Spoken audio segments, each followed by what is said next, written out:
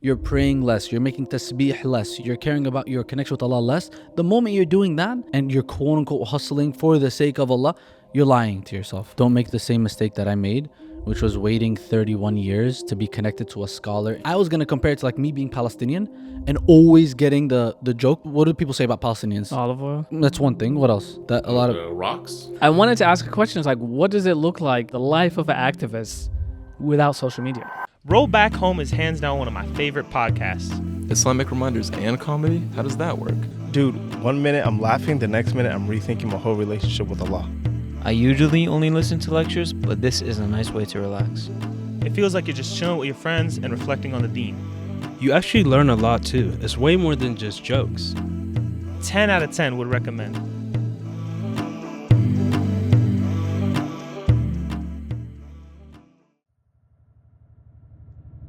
In partnership with Muslimi.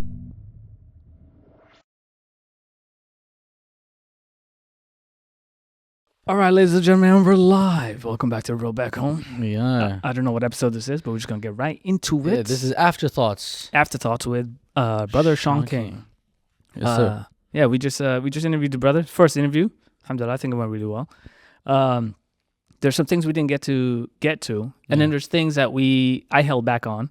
Mm-hmm. I believed you held back on. Yeah. And then there's things that happened before the interview. Which that probably just, led to us holding back on. Exactly. So we like to, here at Roll Back Home, we like to like, when our guests come in, we don't want to just jump straight onto the pod. We like to like go out, have some coffee, kind of break bread, whatever, just so they know that we're not trying to do like a gotcha podcast or like, we're not trying to, we have no like ill intent, etc. We want them to know that when we're joking, it's literally just that. It's just a joke. You know what I mean? We don't mean to offend anybody, etc. So that's what we attempted to do. And, you want we took brother Shaun King to Estelle. By the way, first of all, fire brother, super humble, super nice. Yeah, he is. We still owe you coffee. My dad and I, we tried to take him out. I found the funny part is like we wanted to take him out to Estelle. Yeah, because again we want to take our guests out. Sure. He comes. Yeah. We get in line. Yeah. And he doesn't want anything, and then he changes his mind like last second. All right, you know what? I'll get a coffee.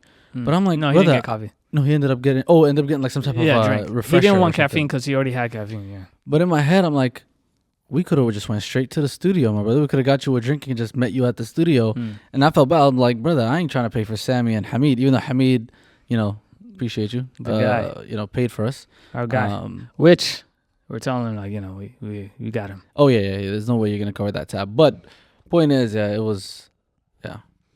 But anyways, super, super genuine brother, super down to earth. He didn't ask us to hold anything back. He's like, yeah, let's talk about it. Let's do it. We have a promo vid that he actually says, let's talk about it. But what was your impression? Brother, all I know is I think he thinks I'm a racist. Yes, and I did nothing to stop that train of thought. But I completely disagree with him on that matter. Okay, can you open up why he might think that? Or should I start? How did it come up again? So we spoke about the whole Somali joke, right? In general, and then I mentioned that. Oh, did I mention that I bring up certain things? Yeah, you brought up some banana joke. Yeah. Now he doesn't understand that like Somali cuisine. Now he does. Somali cuisine. You don't think he understood that when I told him? I don't believe so. Oh, I don't believe so. Okay. So the Somali cuisine, most people know, we eat banana with rice, right? Yeah. We eat banana with a lot of things, right? Yeah. And so that just became a thing, but. To someone looking in, it sounds like you're making like monkey jokes at me. Yeah. Which is insane, which I would never be okay with. Yeah. But I didn't loop him in on that at the time. I enjoyed seeing you be like, he didn't really lecture you, but kind of just like, yo, that's not okay. You know what I mean? No. He pretty much called me a racist. Yeah. And he's like, yeah, like if you bring it up on the podcast, I'm going to tell you on the podcast, like, I think that's racist. In my head, I completely disagreed, though. In my mind, I didn't want to, because it was going to be short. We were going to head to the studio. Yeah. I felt like, do I really want to explain, like, this is specifically Somali cuisine and this and that? And what if I do and he still doubles down and says, yeah, you're racist? Then I'm going to get into a back and forth with him. Yeah, right before the pot. And Because I'm like, I genuinely disagree. Like, talking about black people and giving them a banana in reference to them being monkeys is wild. compared to, this is literally within their Somali culture, that banana is so funny. And I was going to compare it to like me being Palestinian and always getting the joke. What do people say about Palestinians? Olive oil. That's one thing. What else? Like the really clear one that a lot of... rocks. Exactly. Thank you very much. Rocks. Throwing rocks. Come on. I'm not going to, like, I would never consider someone racist for being like, oh, because you're a Palestinian, you're going to throw rocks at me. But it's not Especially funny. if If I came to your house with a handful of pebbles, like, that's not funny. That's not like, you know what I mean? That's not like a, but it's oh, funny. I got you moment. So it's worse than like it's not as bad as if I came with a bunch of bananas. Because there's no other way to interpret the rocks joke. Does that make sense? There's a different way to interpret the banana joke. So? I'm not saying either one. I'm saying like he's not wrong for looking at that and be like, yo, that's No, but wild. here's the thing. I genuinely believed, and maybe we should clear it up. I thought he knew, like from the way he said it, it seemed like he understood that it was like an ethnic thing, like it's a Somali thing. If it was like he doesn't know that, maybe like I can see how, he took it as the monkey thing, but he compared it to the monkey thing. Yeah, which is how we took it. No, he compared it. Not said that's what it is. No, He's I'm comparing telling you it he to did that. because I got in a car with him afterwards to drive him Okay. to the studio. And the first thing, like, this is how sincere the brother was. We got in the car. The minute we got in the car, he goes, let me tell you something, brother.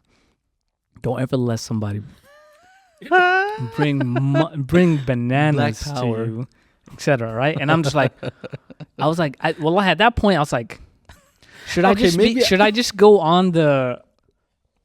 go like anti-Imran right now and just be like, you know what? I will never accept You know what? it. I'm actually here against my will. Yeah, I don't even yeah. wanna shoot this podcast. I'm just, help me. just whisper, help me, brother. He's doing it again.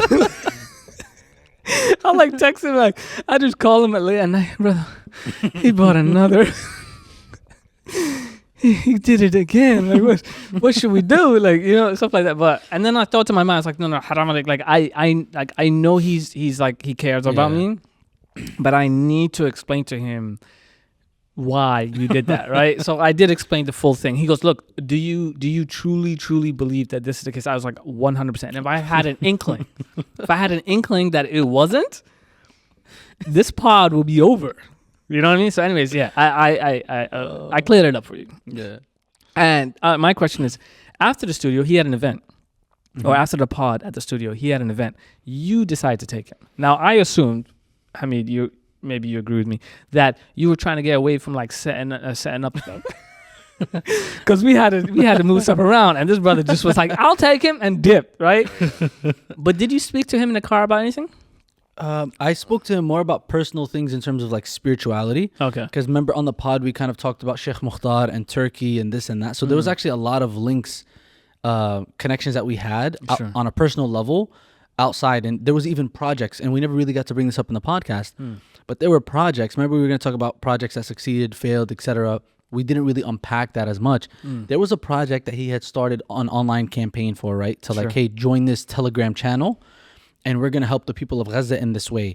Each person who comes has a specific like specialty or whatever, and we're going to use that to help specific individuals, kind of like the Ansar. Like when the Ansar went from, when the Sahaba went from Mecca to Medina, the Prophet ﷺ assigned people to the Ansar, and they would help each other like brothers. So it was something like that. And I was a part of that channel, and then it died. And he's like, bro, sometimes that's one of the things that I actually regret is there are some times where I wish I didn't take people's advice that they gave me, because they were saying like, oh, you shouldn't do it because of X, Y, and Z. You shouldn't do it because of X, Y, and Z. You shouldn't do X, Y, Z. And they talked me out of it. He's like, that's actually why I ended up not going through with that thing. So that's what we were talking about, like those things. Okay, so nothing. And the reason I left in a hurry is because right after I dropped him off, I had to go straight to the baby.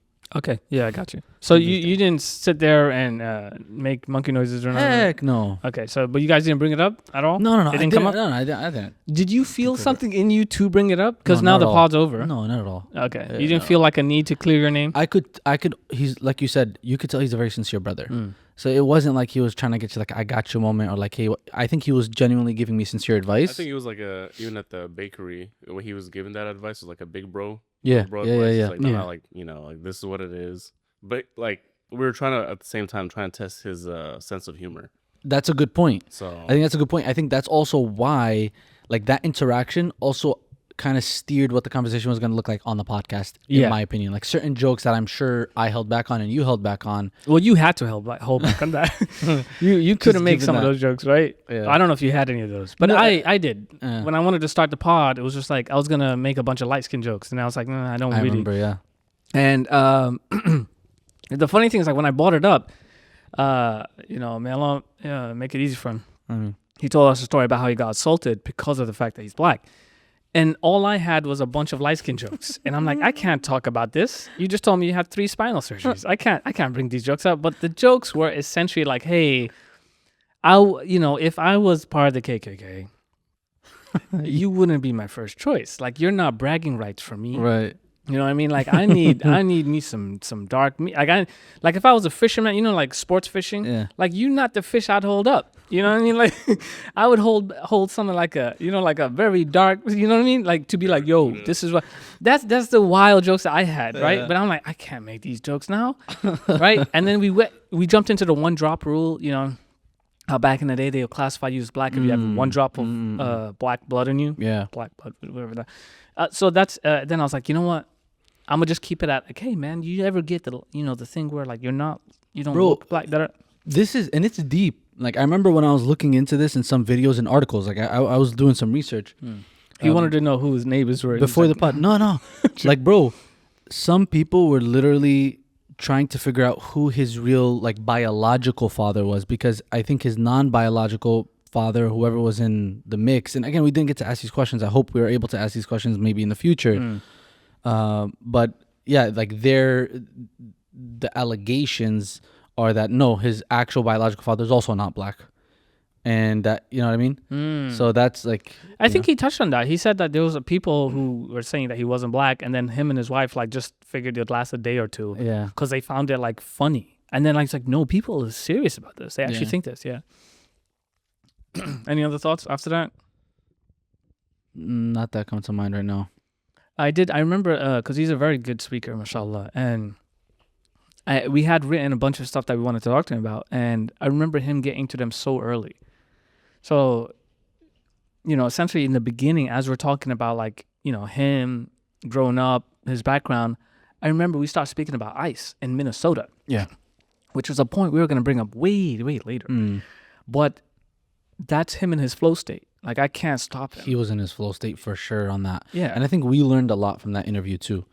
I think like what we learned from him, and then compared to what we brought on to Sheikh Uthman's, is that we were a bit more upfront about maybe like the segments or like how the flow is going to go. Because like you said, when Shaun got into his flow state, it was like we were just quiet for 20-25 minutes. And the thing is, like, I'm being a little bit selfish. Like, I'm not even thinking about the pod anymore. I'm just like, I want to hear what he has to say here. Yeah. But for the show, I'm like, oh, I wanted people to hear these things. Right. But subhanAllah, like some of the things, like before we asked, he even got to it. Yeah.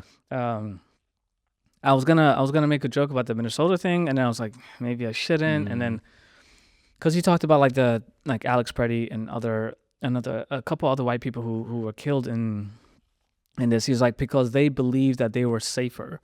And I've been to a few protests, and I'm like, yo, if I saw a white person get shot, that's my cue to go home. If you didn't care about them, I know you don't care about my ass. I'm gone. You know what I mean? So I was gonna say that because that was the thing I observed. Like, as he was saying that, I was like, oh yeah, I would leave. But then I was like, yeah, the room's too heavy.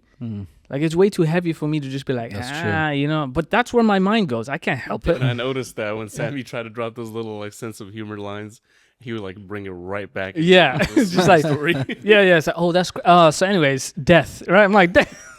I should have never even attempted. But that's why I told you, I'm like, hey man, if it ever gets awkward, like, you gotta bail me out. You know what I mean? Like, you gotta just laugh. Yeah, laugh or be like, hey, I get you. Anyways, do something, bail me out, because I feel like you ever have a teacher where you think you're cool.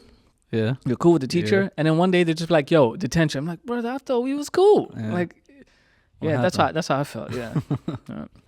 Yeah, he was, again, different personalities, which is, again, learning experience for us, is to know like the guests that we're going to bring on beforehand. And you can only know so much about a guest talking to them for 10, 15 minutes prior, even if it's 30 minutes prior. There's only so much that you can get from like a personality. Like, actually, we'll save this for another. I have a point, but maybe we'll bring it up on another time. At another time. There are questions that Sheikh Shanawi asked. Well, I asked him for his opinion on what I should ask Brother Shaun. And one of the questions was like, how do you feel about being, reliant on other people's platforms because of the fact that he got canceled? And, a lot of work, 10 years worth of work, just gone, evaporated, right? 6 million people, however many followers he had. So we never got to get into that. And then I remember you had a joke prior. You were just like, did the meta cancellation come with air miles? Because this guy is everywhere. You know what I mean?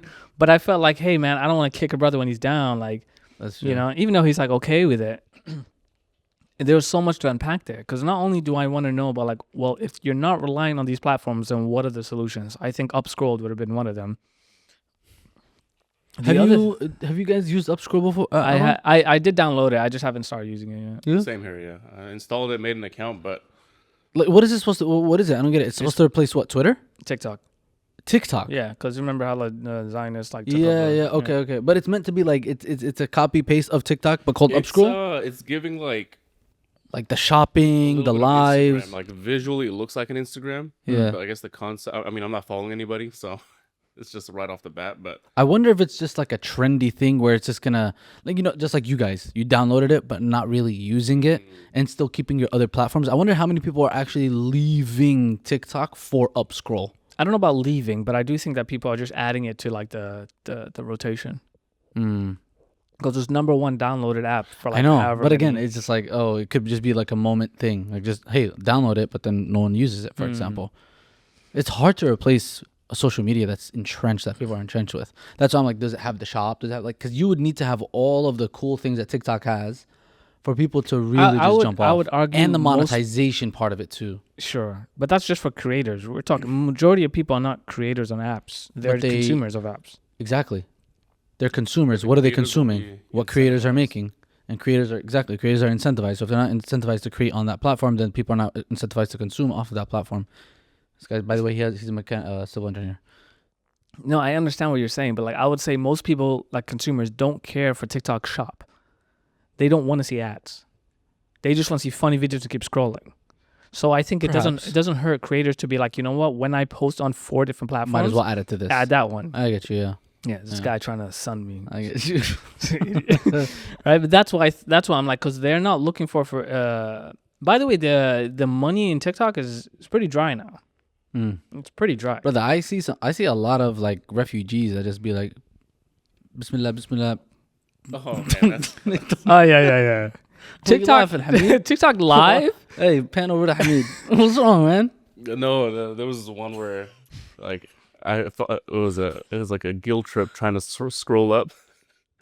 It was just like this older like auntie with like 3-4 kids like, make dua for us please, and I'm like, does this count as like a sin if I like swipe up? Dude, it's so sad. Like, it's so sad, bro. A part of me is like, there are some of them where I will donate. I'm not gonna lie. Like if I was to see, I don't even have a TikTok, but if I at one point I did have a TikTok, and if I saw it, there's a good chance I might give, especially the people who are not asking for money. I remember scrolling on one of them. You know what she was doing the entire time? Making tasbih. Wallahi, didn't ask for a single dollar. Who is this Palestinians? I don't know. They're everything. They're like all walks of life. yeah. But they're in some type of refugee camp. You can tell. Like there's a tent. There's the whole 9 yards. They'll walk out. You'll see. Like it's subhanallah, sleeping on the floor. It's so sad. But it also made me think, subhanallah, subhanal razik. Like where do people's sustenance come from? You don't know. But the fact that they said, I'm gonna do my part, and my part is I'm gonna put this phone on a stand and just make tasbih, and may Allah give what Allah gives. I'm thankful for. And wallahi, people gave. And people gave. And some people can try to knock it, and obviously there's people who are going to take advantage of this, don't get me wrong, but then it's like whatever your heart feels in the moment, at the end of the day when you give, it reaches Allah before it reaches the person, so your ajr is with Allah. But again, it makes me feel bad for how little I try to go out and hustle, but relying on Allah, because there's a difference. People over hustle, like, I have to hustle all day and all night. No, your level of hustle shouldn't your level of hustle shouldn't take you away from your connection with Allah. The moment you're praying less, you're making tasbih less, you're caring about your family less, you're caring about your connection with Allah less, the moment you're doing that and you're quote unquote hustling for the sake of Allah, you're lying to yourself. And I'm lying to myself. Because at the end of the day, Allah, the ultimate thing is to be connected to Allah. And that rizq will come. Just like, and we all know this, right? Just like the bird wakes up and wants to go, and Allah subhanahu wa ta'ala gives the bird. And I did see a couple lives that were hilarious. I don't know if you ever seen these like Indonesian. They just be like in like the rice farms, and they be like pouring buckets of water on their head. no. It's just crazy stuff. Like there'll be like a woman sometimes just sat under a drain or something like that. Yeah. Right? You Like seen this? live? Yeah, live. Just sitting there and water's falling on her head? Yeah, water's falling, and sometimes it's not a drain. It's not hard. So she's adding water, and just like, oh, and then like this what bothers me. She keeps wiping her face. Like Yeah. you're gonna do it again. Like does that and then wipes her face and then does that and then she's like saying stuff that I don't understand. But I those ones I'm like I don't know what to make of this. Have you seen the YouTube shorts, like the lives where literally there's just some guy sitting on a stairs and just throwing ping pong balls and it's just tick, tick, tick, tick, I tick, can't tick, stop tick, watching tick. those. Isn't it insane how like psychologically how we're wired to just sit there and be like, oh come on, this time. Or the ones You're that like, break. I'm gonna scroll. Automatically I'm become gonna fans. scroll. I'm gonna Yeah. scroll. Let me just. He might get this one. Yeah. Yo, I've considered just quitting my job and just taping some stuff on my stairs to just start throwing ping pong balls, man. You seen those ones with the liquid or whatever that's of the glass jars? No. And sometimes they break Going on the down stairs and sometimes they stairs. don't. Yeah. No. And you're just like, oh, that one's definitely gonna break. And like, bah, it break. I'm like, I knew it. Second one, it looks like it's gonna break, but it makes it all the way. And you're just like, damn, that was a strong jar. It's so stupid. We're so stupid. Yeah. I say I'm so stupid. I said we're so stupid. but yeah, we get caught up in it. It's hilarious. But back to the brother Shaun King about him like sort of getting canceled. I wanted to ask a question. It's like, what does it look like in the life of an activist without social media? Yeah. You know what it is? Oh, you gonna tell me? Yeah, I'll be Mr. Shaun King for a second. So, am I getting the pitch right? No, he's got a deeper voice. Deeper voice? Yeah. All right. Well, anyway, I'm not going to do that. Listen, Yeah. as Shaun King, what I'll tell you as an activist when I don't have my social media platform, everyone else's social media becomes my platform. Because I'm not doing this for me. I'm not doing this for my social media, my followings and all of that. I just want the message to get across. So when you're sincere about what you want to get across, Allah will get the message through. Therefore, my activism, bi'idhnillah, is success. So who if you're And I'm black. brother Shaun, Yeah. you're in. I wouldn't say blackface. You're in Shaun face right now. You're in, right? Oh, I look more like Shaun than you do. That's fine. Yeah. Who would you go knocking? Whose door would you go knocking on? Be like, hey, because I can imagine this. It's just hilarious to me.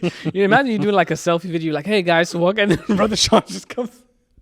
Then brother Shaun just like, hey, I'm raising money for, you know. Wait, what? Because you said you're using other people's social media, right? Yeah. I'm just thinking about like brother Omar Salman like posting like a, hey, Simon, congrats, and brother Shaun King just sort of his head gets in the frame, right? But like, who you knocking? Whose door you knocking on to be like, hey? Because right now he's on tour with brother Osama, right? Yeah.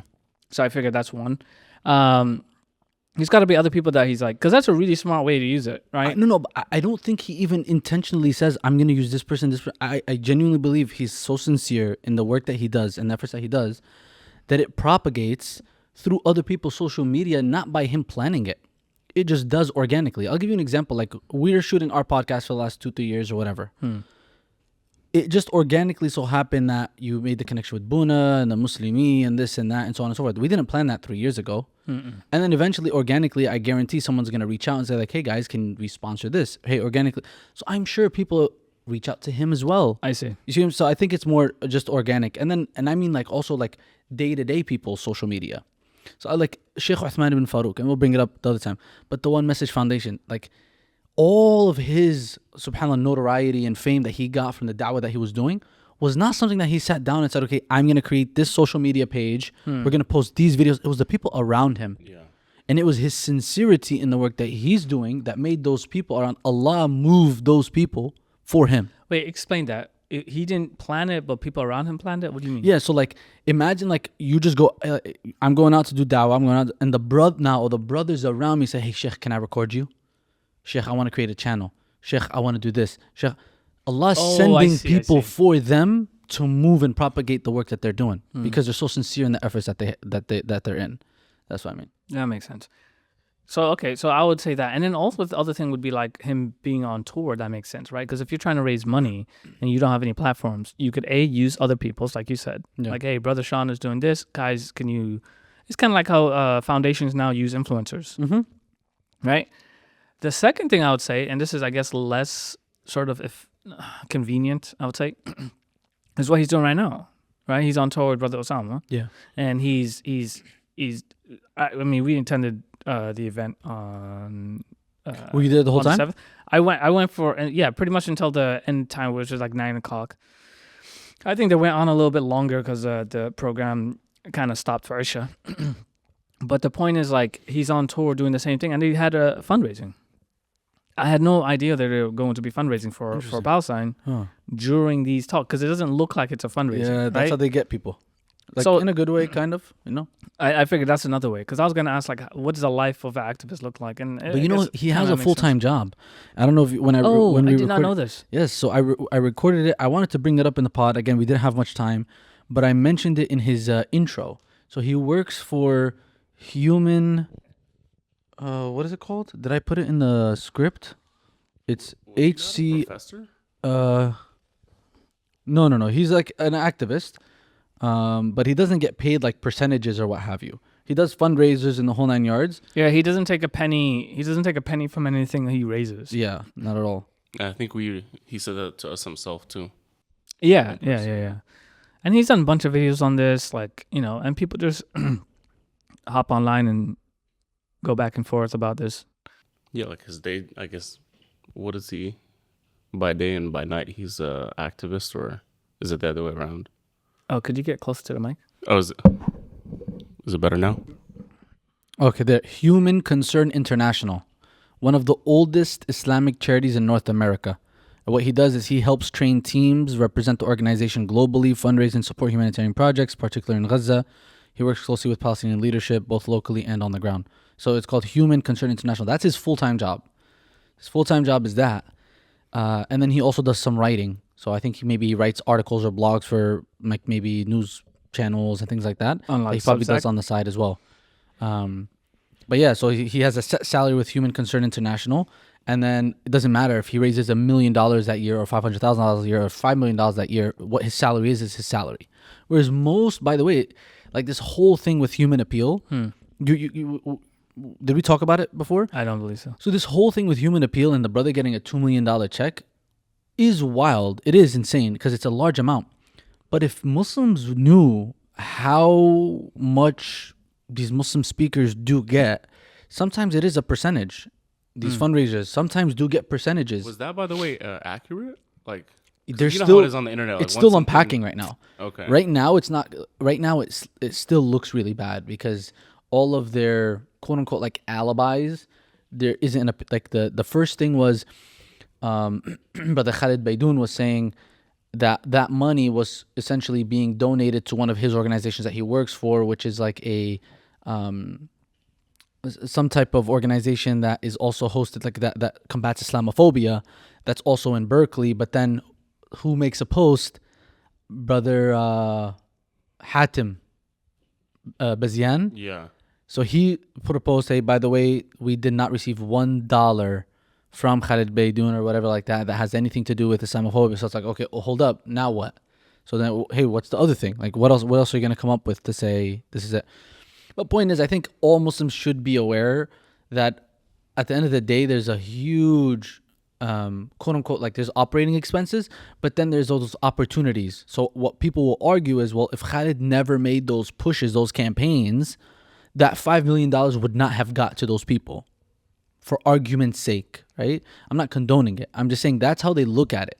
That's how an organization justifies it. They say, oh, okay, this guy pulled in 7 million that we would have not gotten at all for this. Therefore, we're going to justify giving 2 million here. Now, how they used it, I don't know. But let's just say, okay, 2 million here. Why? Because now that's 5 million we would not have had yesterday.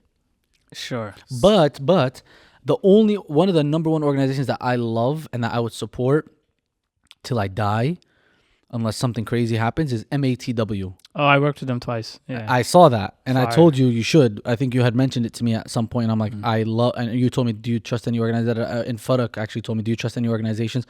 Wait, hold on. There's two. There's MATW and there's MOTW. No, MATW, Muslims Around the World, that was founded by Ali bin Nat, rahimahullah. That's what I was thinking of. Okay. That, because I followed his story since I was a kid, while he was alive. I Yeah. remember crying, like seeing his videos. And how it started and where it is now shows the sincerity that the brother had. May Allah have mercy on his soul.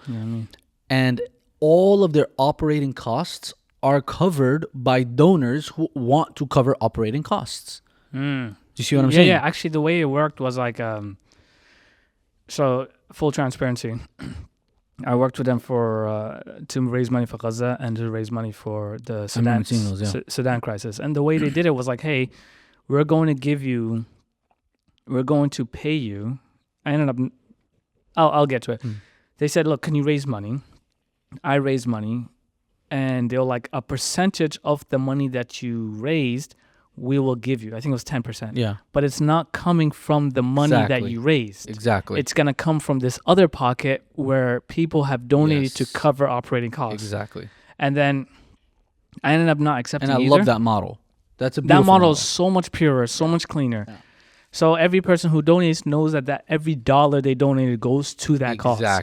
Exactly. And then I ended up not, just full transparency. Yeah. I ended up Just say, hey, just keep saying, it as hey, a sake keep of it. Allah. Yeah, it wasn't like 10 bands or anything. It was like whatever. But it's a super nice, easygoing model. But I mean, they do that with influencers too when they like fly them out to like places like, hey, we want you to come to Jordan and. But That's you like just it. have to have visionaries. And I'm saying this to anyone who's listening to this or watching this. You may not have a lot of money now. If we have a younger audience, for an older audience, you may have retirement funds already. But if you're going to become a doctor or you're going to become a businessman and have this financial freedom and success, you need to have that visionary mindset to where you should be looking to cover operational costs. That's what you should be looking for, Yeah, because like if that's what allows the work to be done realistically, and it allows it to continue to be sustainable, not these just one-off efforts that are happening. And so it's people like that who have that visionary mindset and really understand the value of it, who are always jumping. And then you have a lot of people who are just like, no, I'd rather just give all right, whatever, like to each their own. But Yeah, I mean, we can't hide the fact that operating costs gonna be brother, around, if someone's right? literally spending 40 hours a week, 50, 60 hours a week serving other people, how are they going to have a financial income? Yeah. Like it's common sense. I Now, just if don't you're, like if you're like a weekend warrior where like you work your 9 to 5 and on the weekend you want to go like make sandwiches and pass them out to the homeless, no problem. But if we're talking about trying to institutionalize, right? Yeah. Like- we need more than just weekends. Come on, man. Like you're trying to make a deep impact. You're not just trying to pass out a peanut butter jelly sandwich on a Saturday and then the guy is hungry for the rest of the week. Sure. It's like, okay, maybe it's a feel-good act and you should do it from time to time because you should be connected to that. But it shouldn't allow you to dump on the work that is like having a much deeper long-term impact on the world. And then just to clarify, I don't accept hearing operating costs being 80%, Yeah. some wild number Yeah. of like all the money coming. I can give you even some more details, by the way. Go ahead. Operating costs are not always like what they seem. And again, I because I work in the nonprofit like world, and I have been honestly for like the last 10 years, I'll give you an example.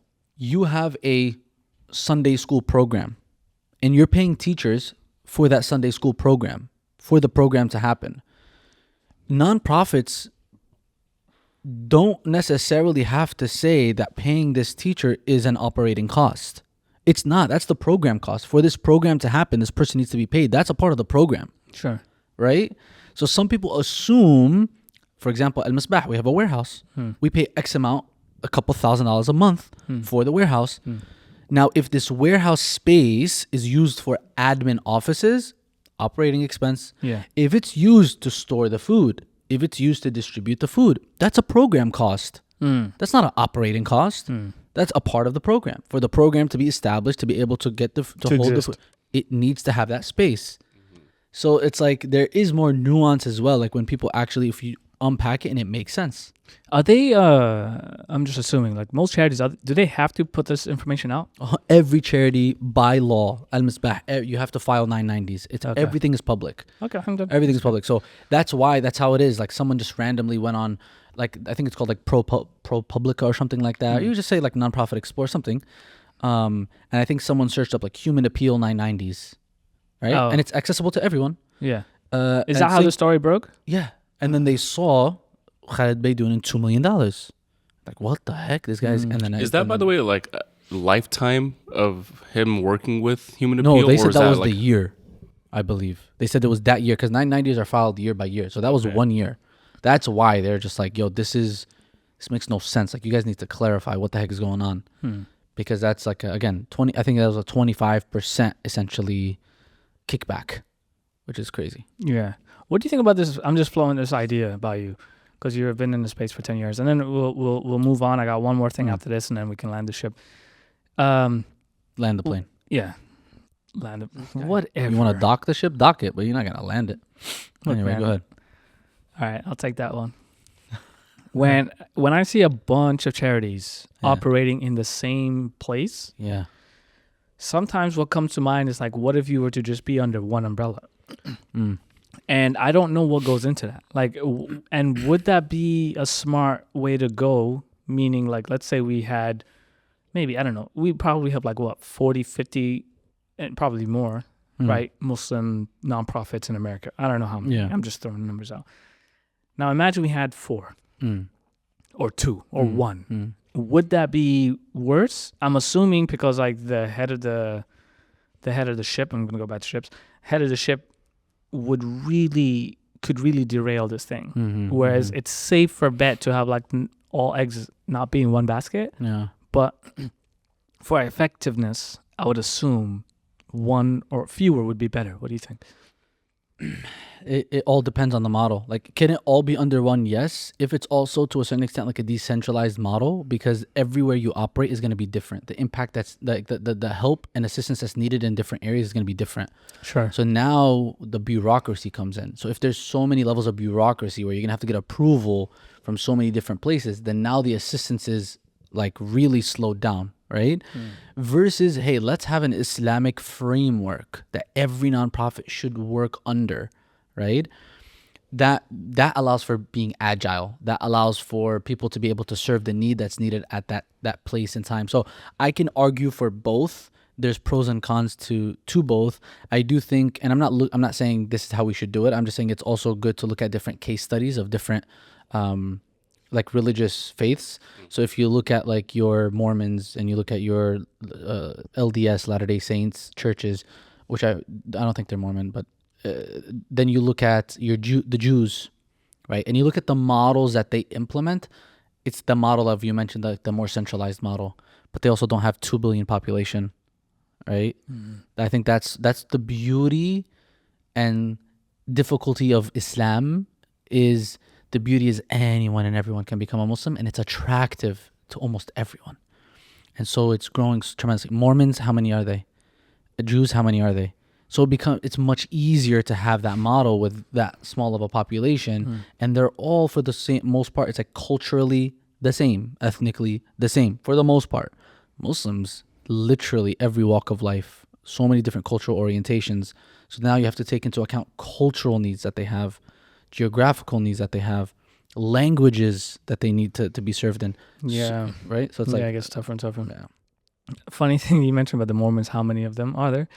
Did you know that Mormons believe that only 144,000 people can go to paradise? Not 70,000?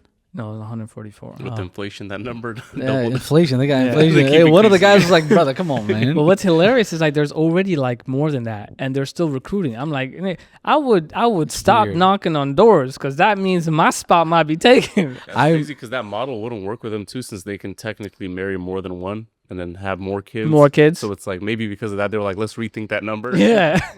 I would. I don't understand that it has a SubhanAllah. capacity. I don't understand because I remember talking to a guy on a plane who was Mormon, And it seemed like a sincere brother, but I was like, so what is attracting you to this? Because a part of me feels like it has to be some sort of ego, because like, how am I to assume I'm one of those 70,000 or 140,000? In Islam, it's like I'm the last person that's going to make it to heaven. I know I'm worse than both of you. I'm worse than the entire Muslim population on this earth, right? I know that. Well, I you're feel racist, that. so I believe that. you know. Yeah, you know what I mean? Like, khalas. Like, you know, one banana joke, I'm done. Mm. So I did like 50, brother. Why? Like, you know? Yeah.